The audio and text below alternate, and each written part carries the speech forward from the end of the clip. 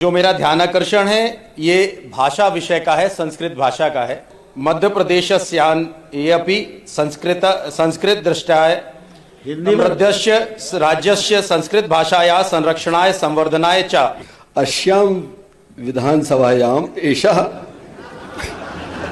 प्रथम अवसरः अस्ति यत् देवभाषां संस्कृतम् आधारीकृत ध्यानाकर्षण प्रस्तावः सदनस्य पटले शोभते पारितम च भविष्यति एव।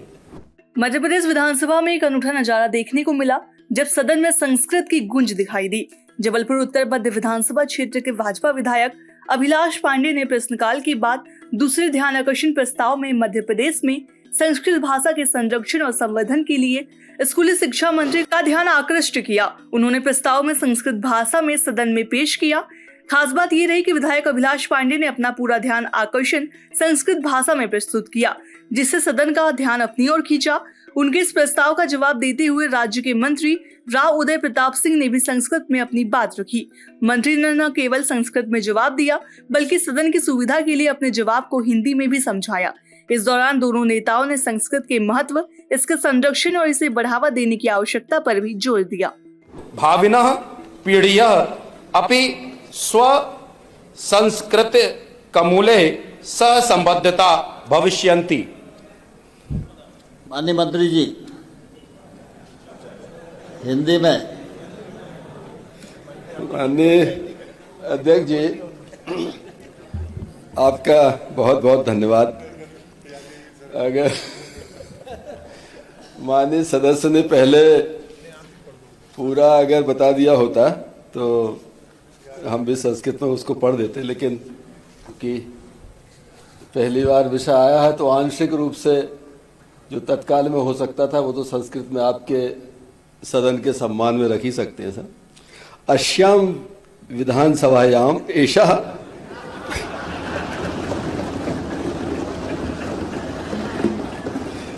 प्रथम अवसरः अस्ति यत् देवभाषां संस्कृतम् आधारीकृत ध्यानाकर्षण प्रस्तावः सदनस्य पटले शोभते पारितम च भविष्यति एव।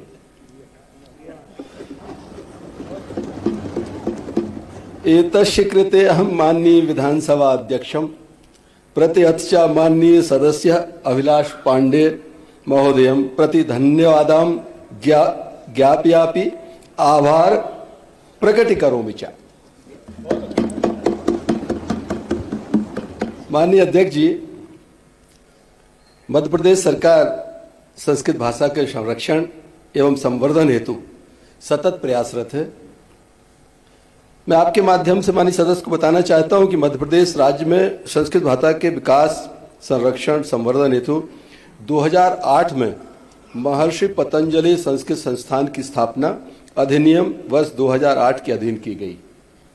संस्कृत भाषा के विद्यालयों के नियमन एवं संस्कृत संवर्धन हेतु महर्षि पतंजलि संस्कृत संस्थान प्रदेश में कार्यशील है। संस्थान के माध्यम से संस्कृत भाषा के विकास के लिए 271 संस्कृत माध्यम के विद्यालय 38 जिलों में संचालित हैं। माननीय अध्यक्ष जी, जिसमें पूर्व मध्यमा तथा उत्तर मध्यमा 10वीं और 12वीं के समकक्ष स्तर की परीक्षाएं आयोजित की जाती हैं। राज्य स्तरीय शासकीय आवासीय संस्कृत कन्या विद्यालय भोपाल में संचालित है। इसके अतिरिक्त संस्थान द्वारा 4 आदर्श आवासीय संस्कृत विद्यालय दतिया, सिरोंज, डिंडोरी एवं रतलाम में भी संचालित किए जा रहे हैं। माननीय अध्यक्ष, सामान्य विद्यालयों में भाषा फार्मूले के तहत कक्षा 10वीं तक संस्कृत भाषा की उपादेयता सर्वविदित है। वर्तमान में हिंदी, अंग्रेजी एवं संस्कृत तीनों भाषाओं की समअंकी रखा गया है, अर्थात उनके लिए परीक्षा में पूर्णांक समान रूप से निर्धारित किए गए। प्रदेश में संस्कृत विषय में वर्ग 1 के शिक्षकों को के 2729 पद स्वीकृत हैं। वर्तमान में 2232 पद भरे हुए हैं। शेष पदों पर अतिथि शिक्षक कार्यरत हैं। इसी प्रकार संस्कृत विषय के वर्ग 2 के शिक्षकों के 9790 पद स्वीकृत हैं।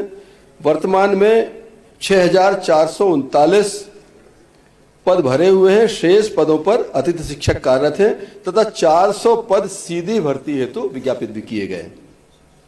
प्रदेश की अशासकीय आवासीय हमारी जो प्राथ संस्कृत शालाओं के विद्यार्थियों के लिए प्रति विद्यार्थी प्रतिवर्ष 8 से 10 हजार रुपए के मान से शिष्यवृत्ति आर्थिक सहायता महर्षि पतंजलि संस्कृत संस्थान के माध्यम से गत 2 वर्षों से सतत दी जा रही है।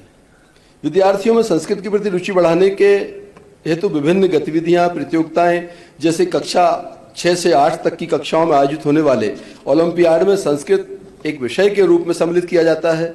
लोक शिक्षण संचालनालय द्वारा कालिदास समारोह प्रतिवर्ष आयोजित किया जाता है, जिसके अंतर्गत संस्कृत में श्लोक वाचन, नृत्य नाटिका, संस्कृत में भाषण, चित्रांकन से संबंधित प्रतियोगिता शाला, विकासखंड, जिला, संभाग एवं राज्य स्तर पर संस्कृत संवर्धन हेतु आयोजित किए जाते हैं। इसी प्रकार बाल रंग प्रतियोगिताओं में संस्कृत संबंधी प्रतियोगिता को शामिल किया गया है। प्रदेश सरकार द्वारा संस्कृत भाषा के संरक्षण संवर्धन हेतु किए जा रहे उपयुक्त प्रयासों से विद्यार्थियों में संस्कृत भाषा के प्रति आकर्षण भी बढ़ा है और लगातार रुचि बढ़ी है। माननीय सदस्य को आपके माध्यम से माननीय अध्यक्ष महोदय मैं आश्वस्त करना चाहता हूं कि हमारी चूंकि देव भाषा संस्कृत भाषा है, इसकी बेहतरी के लिए इसको बच्चों के अंदर और इसको उनकी रुचि बच्चों की इसके लिए बढ़े, इसके लिए हमारा विभाग कृत संकल्पित है और माननीय मुख्यमंत्री जी के नेतृत्व में प्रदेश में संस्कृत भाषा उत्तरोत्तर वृद्धि करे, शिक्षा के माध्यम से इसको ज्यादा से ज्यादा हम बच्चों के बीच में उतारें, इसके लिए हम प्रयास भी कर रहे हैं। अभिलाष जी अब कुछ है तो नहीं? अच्छा, मेरा माननीय अध्यक्ष महोदय, सबसे पहले तो मैं धन्यवाद देना चाहता हूं, आभार अस्ति माननीय मंत्री जी। आज बड़ी संख्या में विद्यार्थी भी यहाँ पर बैठे हुए हैं और उन पर एक इम्प्रेशन भी अच्छा पड़ रहा है। मैंने संस्कृत पे पूछा, आपने संस्कृत पे उत्तर दिया। मैं माननीय मंत्री जी से, आदरणीय अध्यक्ष जी, आपके माध्यम से निवेदन करना चाहता हूं कि देश के यशस्वी प्रधानमंत्री आदरणीय नरेंद्र मोदी जी ने देश की राष्ट्रीय शिक्षा नीति लाकर उन्होंने त्रिस्तरीय जो भाषा को लाने का उन्होंने काम किया है, तो 9th से 10th तक का और 11th और 12th में हम हिंदी और इंग्लिश को तो अनिवार्यता देते हैं, लेकिन कहीं ना कहीं संस्कृत भाषा को हम अनिवार्यता नहीं दे पाते हैं त्रिभाषा फार्मूले के तहत, और उसको व्यावसायिक भाषा से हम उसको कंप्यूटर और व्यावसायिक भाषा से उसको रिप्लेस करते हैं।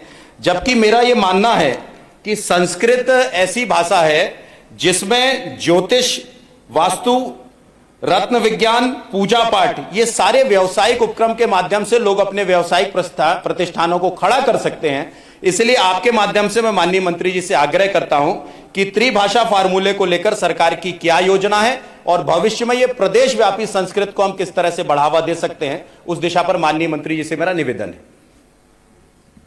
माननीय अध्यक्ष जी, मैं आपके माध्यम से माननीय सदस्य को बताना चाहता हूं, जैसे उन्होंने कहा है कि माननीय प्रधानमंत्री जी के नेतृत्व में नई शिक्षा नीति पर व्यापक काम हुआ है और नई शिक्षा नीति 2020 के क्रियान्वयन पे हमारी सरकार भी काफ़ी आगे बढ़ी है। टास्क फोर्स के माध्यम से लगातार उसके क्रियान्वयन के लिए हम बीच बीच में बैठकर तैयारी करते रहते हैं। मैं माननीय अध्यक्ष जी आपके माध्यम से बताना चाहता हूँ कि नई राष्ट्रीय शिक्षा नीति में त्रिभाषा फार्मूला लागू किए जाने का उल्लेख है। मध्य प्रदेश की सरकार नई शिक्षा नीति के प्रावधानों को लागू किए जाने के लिए, जैसा मैंने कहा, कि हम प्रतिबद्ध भी हैं। वर्तमान में 3 भाषाएं पढ़ाए जाने का प्रावधान है, परंतु किसी एक भाषा के स्थान पर व्यावसायिक शिक्षा का विषय भी ले सकता है, यह वर्तमान में प्रावधान है। नई शिक्षा नीति के अनुसार त्रिभाषा फार्मूला लागू करने के लिए सरकार प्रतिबद्ध है और हम उसके लिए आवश्यक कदम उठा रहे हैं। और जब सारी प्रक्रिया हो जाएगी, मापदंड पूरे हो जाएंगे, तो आपकी जो मंशा है उस पर भी हम आगे आने वाले समय में काम करेंगे। दूसरा पूरक प्रश्न जी, माननीय अध्यक्ष महोदय, मैं माननीय मंत्री जी से ये निवेदन करता हूं कि जिस तरह से मध्य प्रदेश में संस्कृत को प्रोत्साहन देने के लिए माननीय मंत्री जी ने कहा कि सरकार डॉक्टर मोहन यादव जी के नेतृत्व में काम कर रही है, मैं ये चाहता हूं कि जिस तरह से मध्य प्रदेश में जो संस्कृत माध्यम से विद्यालय संचालित हैं, इनमें सरकार क्या सुविधाएं उपलब्ध करा रही है, किस किस्म की स्कॉलरशिप छात्रों को दी जा रही है।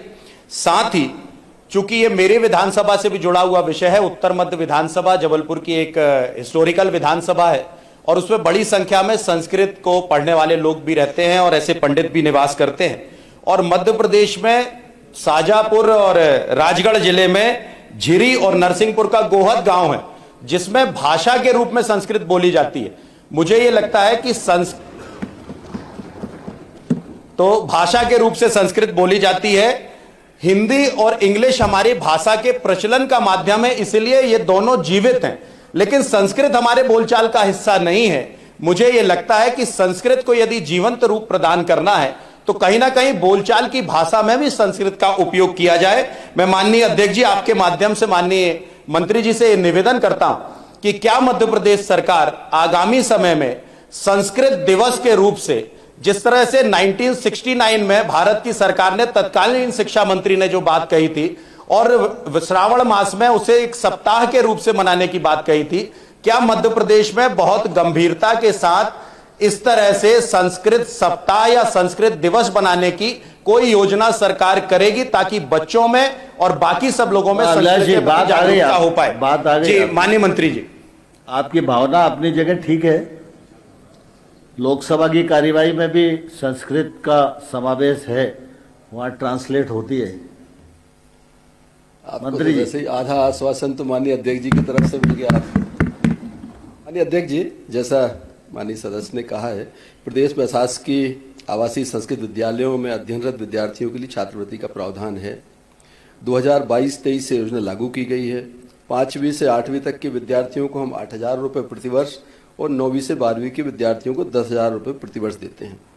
विगत वर्ष 24-25 में भी इसकी लगभग 3500 बच्चे थे जिनको इसका लाभ दिया गया। आपके माध्यम से मैं सदस्य को बताना चाहता हूं कि 2014 में मध्य प्रदेश में 34 संस्कृत के विद्यालय थे। आज 11 साल के बाद 2025 में इन विद्यालयों की संख्या बढ़कर 271 हो गई मध्य प्रदेश के अंदर। और जैसा आपने कहा कि संस्कृत सप्ताह या संस्कृत, आप माननीय मुख्यमंत्री जी के नेतृत्व में हमने एक नवाचार की व्यवस्था यहाँ पर लागू की है। पहले गुरु पूर्णिमा मनाई जाती थी, अब गुरु पूर्णिमा पूरे विद्यालय और सारे प्रदेश में हमारे महाविद्यालय उसको मनाते हैं। गुरुओं के, शिक्षकों के आदर में उनका मान सम्मान करते हैं। पहले गुरु जी का मतलब ये माना जाता था आचार्य हमारे जो वो हैं उनके केवल वंदना होनी चाहिए, लेकिन अब हर कुलपति भी शिक्षक कुल गुरु हो उसकी गए वंदना हैं। हो रही है।